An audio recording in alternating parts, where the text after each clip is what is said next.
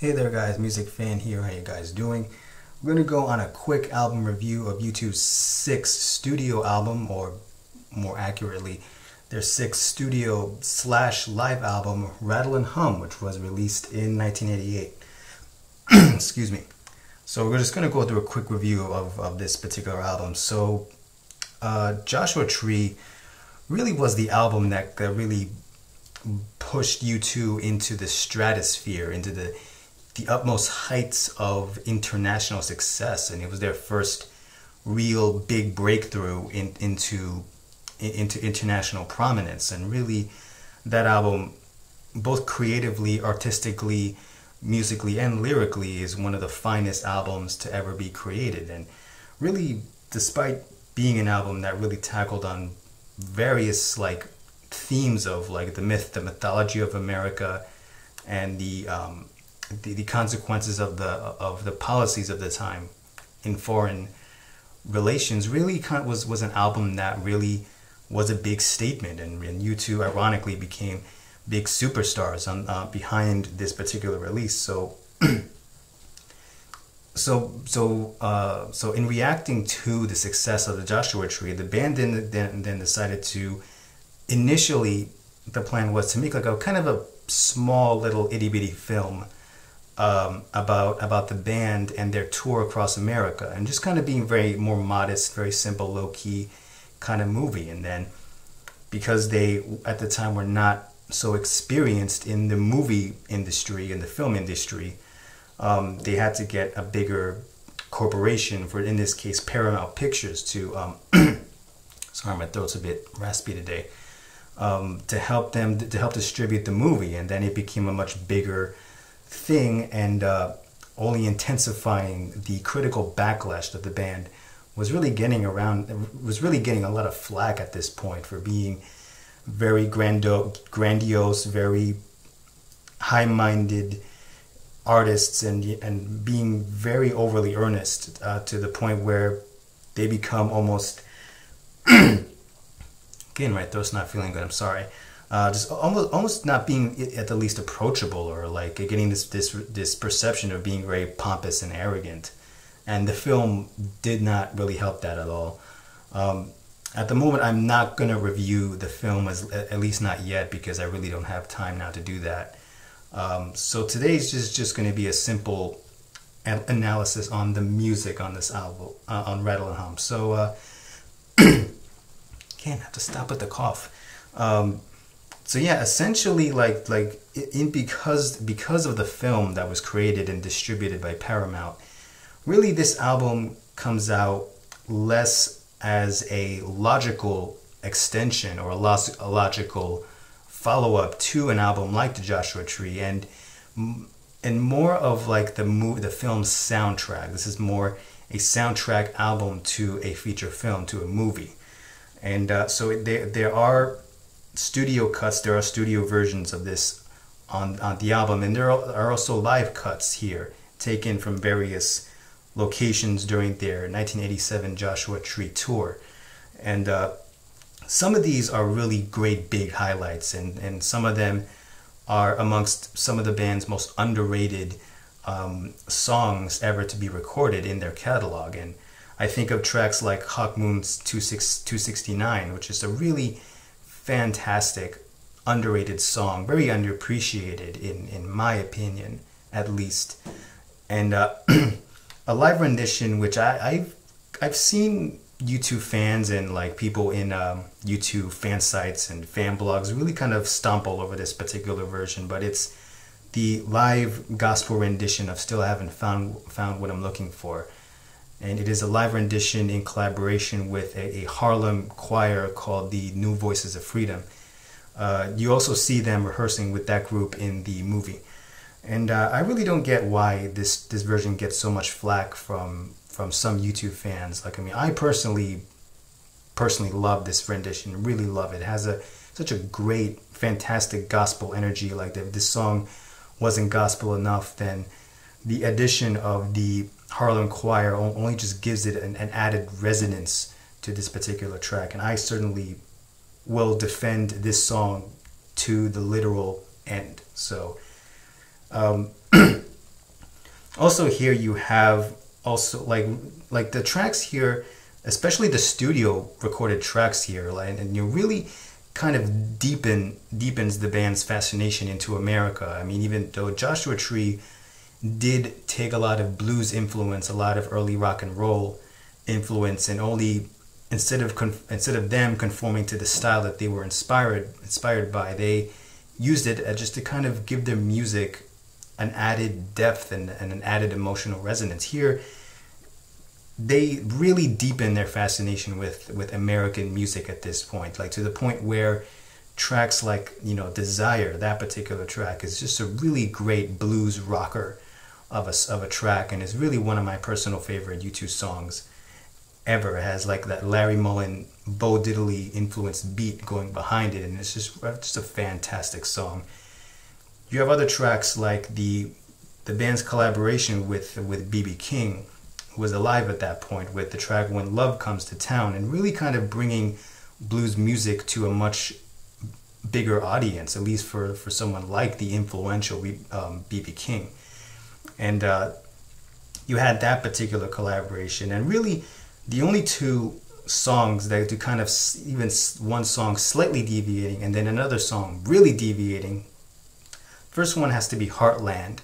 The track here does come out from Joshua Tree sessions, and then the band just managed to put it here because it was included in the Rattle and Hum film. And God Part 2, which is Bono's polite response to the track God by John Lennon, is really the real track off here that really kind of deviates from this roots influenced sound, and really kind of displays a sound that we're only going to see what U2 is going to dabble with in the 90s decade, of what they're going to go with in the 90s. And really this track only kind of gives hints to how experimental the band will get in the following decade.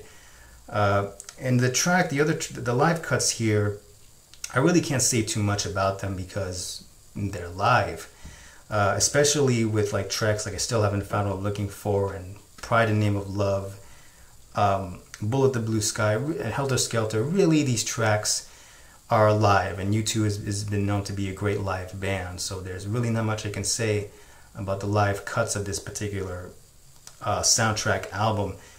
The album really ends off with All I Want Is You, which is a really blues rockish, not blues in the B.B. King sense, but more a ballad style song, a ballad style rock song, this particular track, and really is a lyrical ode to Bono's wife Allie, and just assuring that riches cannot buy happiness, but their love for each other can assure them happiness in their relationship. And really this track is one of U2's best ever tracks, with Edge really kind of bringing that guitar, that really amazing guitar solo in this particular track. Very understated, but still influenced by kind of like a rock and rollish kind of solo.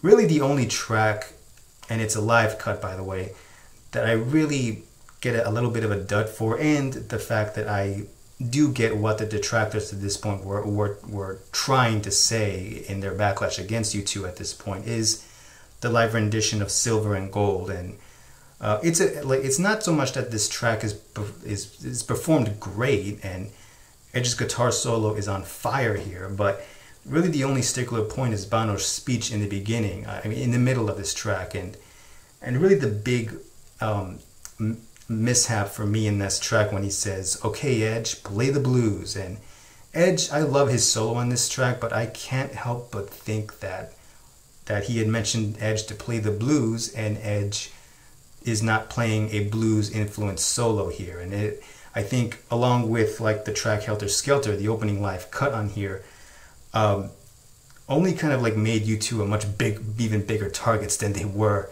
already. And like the film, I mean, the soundtrack I think was accepted more warmly than the film, but the film especially really made Bono and the band really much bigger targets at this point. And really the band then started to see that their success was only making them more grandiose and much more godlike people than they really were. And all of a sudden they found themselves kind of locked into this sense of expectation to get bigger and bigger and bigger and bigger, and get more negative criticism from critics, and into telling them that, like, you guys are pompous, you guys are arrogant, you think you guys know it all. Well, guess what? You do not.